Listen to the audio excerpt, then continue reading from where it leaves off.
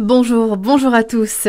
2 mois après la reconnaissance de l'État de Palestine par la France, Mahmoud Abbas, dirigeant de l'autorité palestinienne, a été reçu à l'Élysée hier par Emmanuel Macron. Un entretien à l'issue duquel les deux hommes ont annoncé la création d'un comité conjoint pour rédiger la constitution de l'État de Palestine.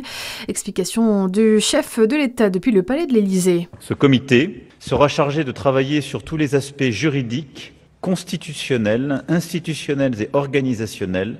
Il contribuera au travail d'élaboration d'une nouvelle constitution dont le président Abbas m'a présenté un projet. Sur le plan de la gouvernance, la France ne veut pas voir le Hamas se réinstaller et reprendre pour l'avenir le contrôle de la bande de Gaza. Ce serait un échec collectif et c'est la raison pour laquelle il est urgent de travailler au retour rapide de l'autorité palestinienne à Gaza et à la mise en œuvre de la démilitarisation et du démantèlement du Hamas.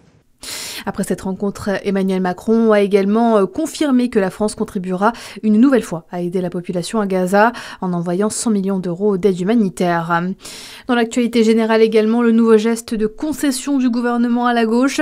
Il va déposer un amendement visant à élargir la suspension de la réforme des retraites aux carrières longues. Une suspension qui doit être votée aujourd'hui à l'Assemblée nationale dans le cadre du financement de la sécurité sociale. Jusqu'à présent, seuls les retraités du droit commun étaient concernés par ce changement.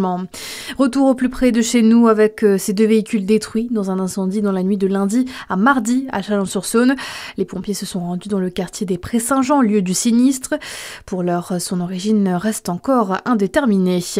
Près de 170 000 visiteurs, bilan de la foire gastronomique de Dijon qui s'est clôturée hier. La 95e édition de l'événement mettait cette année encore en avant le savoir-faire régional, national mais aussi international. Près de 400 exposants venus de toute la France et d'ailleurs se sont réunis. De la gastronomie à l'automobile avec le premier salon de l'auto du Jura après quelques années d'absence à de l'Expo dès ces vendredis 14 et samedi 15 novembre. Concessionnaires locaux, véhicules neufs, thermiques, hybrides ou même électriques. Le salon expose aussi des voitures de collection. Des stands de restauration sur place sont prévus aussi. L'entrée est gratuite. La journée de vendredi se prolongera d'ailleurs en soirée avec une nocturne. Dans le reste de votre actualité, un mot de sport. On termine avec du football tout d'abord et la 3e journée de Ligue des Champions féminine. La belle soirée lyonnaise, l'OL a battu Wolfsburg 3-1 et prend la tête du classement. Le Paris FC, lui, a vécu un match plus cruel à Madrid. Les Parisiennes ont mené toute une partie de la rencontre avant d'être rejointes à 1-1 à la dernière seconde.